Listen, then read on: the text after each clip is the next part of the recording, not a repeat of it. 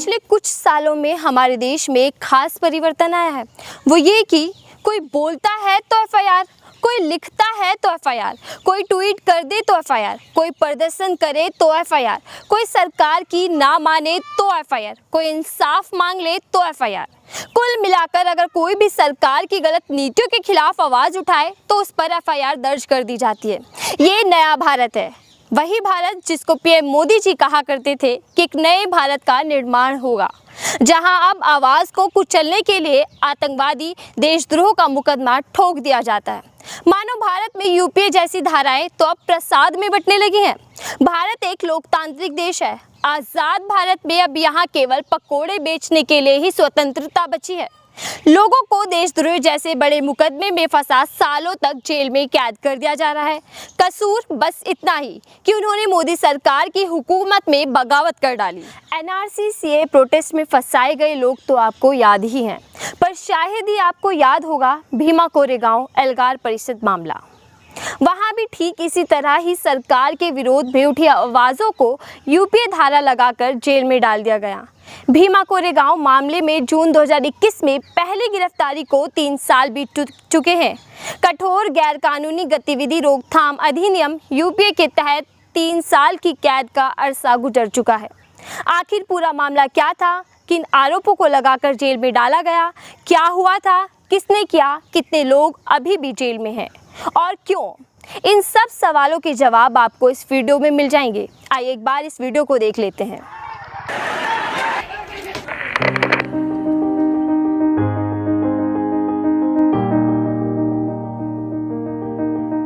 हर साल जनवरी की पहली तारीख को लाखों लोग, अधिकतर दलित बहुजन, महाराष्ट्र के पुणे शहर से 30 किलोमीटर दूर स्थापित भीमा कोरेगांव इकट्ठा होते हैं, जहां एक 200 साल पुराना विजय स्तंभ स्थापित है।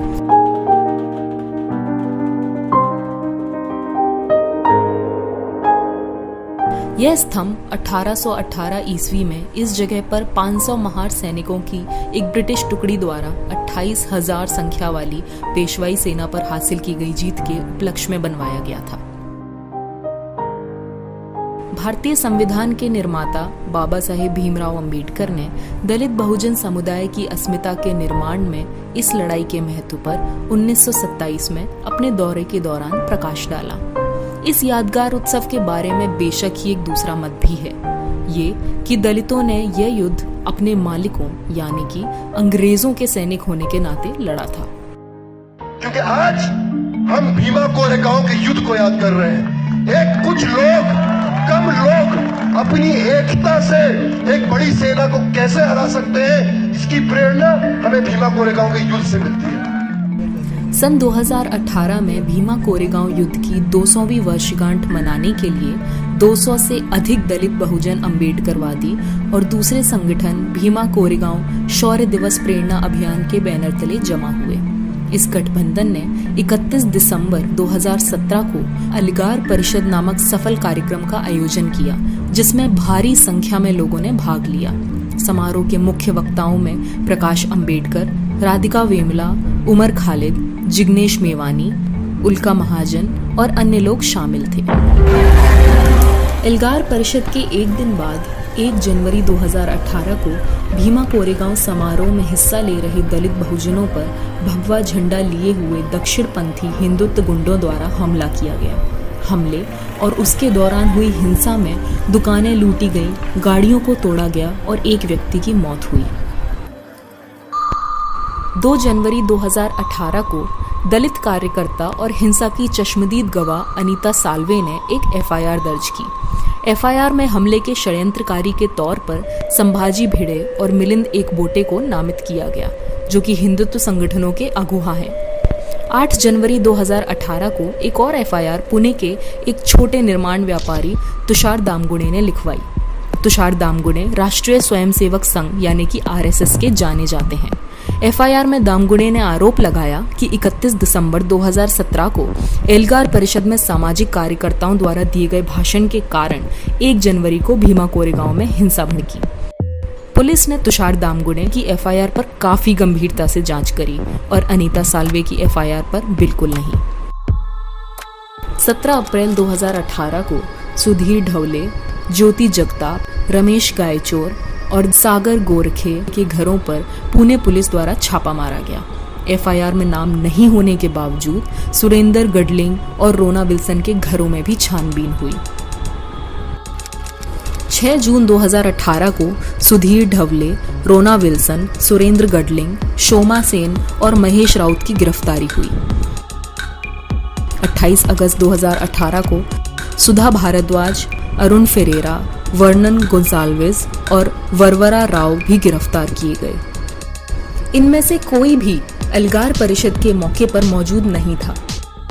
कलर्स ऑफ द केज के पुस्तक विमोचन के अवसर पर बोलते हुए Arun Ferreira, Ideology is banned. The freedom of thought and expression, or freedom to hold the ideology, that is something which the unlawful activities prevention act takes place. And I have seen throughout my years in jail, even now, when people who get arrested, if this book is just read, it can be picked up and the cops and say it's Maoist. 10 सितंबर 2019 को दिल्ली विश्वविद्यालय के professor Honey बाबू के घर पर छापा मारा गया।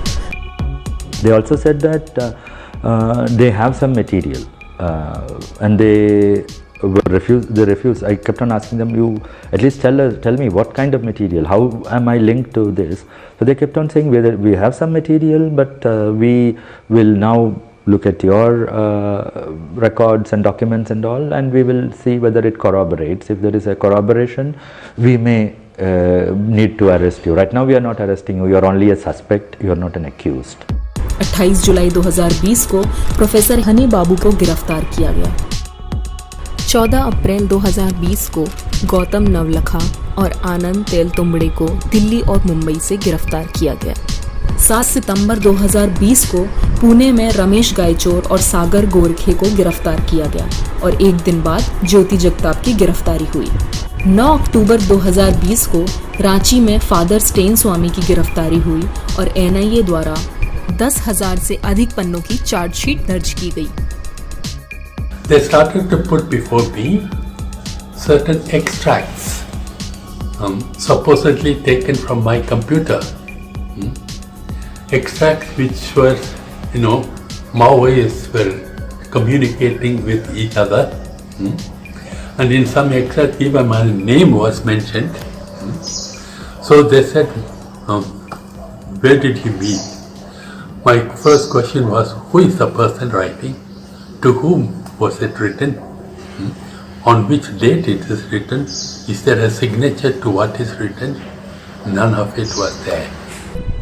फरवरी 2021 में अमेरिका की एक cyber forensic firm Arsenal consulting ने रोना विल्सन के कंप्यूटर और हार्ड ड्राइव पर मालवेयर पाया और ये साबित कर दिया कि उनके कंप्यूटर पर फाइलें कहीं दूर से जमाई गई थी।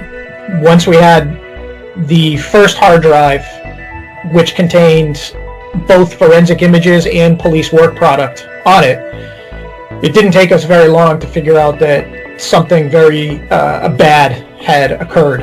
आप केस के डिटेल्स में जाओगे तो आपको पता चलेगा कितना फेक केस है और कितना बुरी तरीके से इसको बनाया गया है। उसके बावजूद भी कोई कुछ कह नहीं पा रहा है इसके खिलाफ, एंड कुछ हो नहीं पा रहा है। मेरे हस्बैंड है जो डॉक्टर आनंद तेलतुंबड़े हैं, वो बेल के लिए ट्राई कर रहे हैं। लास्ट 1.5 साल से हम सिर्फ ट्राई कर रहे हैं, कभी high court, supreme court, then session court, अभी तक हमें बेल नहीं मिला है। हनी बाबू, फादर स्टैन स्वामी, वरवरा राव, रमेश गायचोर, महेश राउत, सागर गोरखे और ज्योति जगताप, ये सब न्यायिक हिरासत में रहते हुए कोविड पॉजिटिव पाए गए। बार बार अपील करने के बावजूद उन्हें चिकित्सा देखभाल से वंचित कर दिया गया और बार बार अदालतों का दरवाजा खटखटाने के बाद ही उन्हें राहत प्रदान की गई। हालत में सुधार न होने के कारण हनी बाबू और स्टैन स्वामी अभी भी अस्पताल में भर्ती हैं।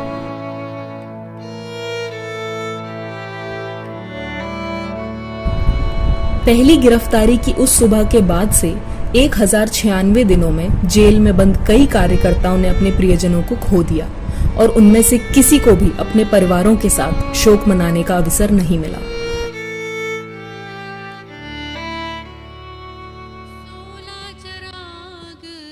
भारत में असंतोष को शांत करने के लिए कठोर औपनिवेशिक युग के कानूनों के माध्यम से लोगों को आंदोलन का निशाना बनाने का इतिहास रहा है। 2015 से 2019 तक यूएपीए के तहत दर्ज मामलों में 72% की वृद्धि के साथ राज्य दमन का हमला जारी है। 16 चिराग है कैद कैद खानों में, फूलों को काटने से बहारें रुकी है क्या, फूलों को काटने से बहारें रुकी है क्या, खुशबू उड़ेगी और खुशबू उड़ेगी और जाएगी ज़मानों में, 16 चिराग है कैद कैद खानों में।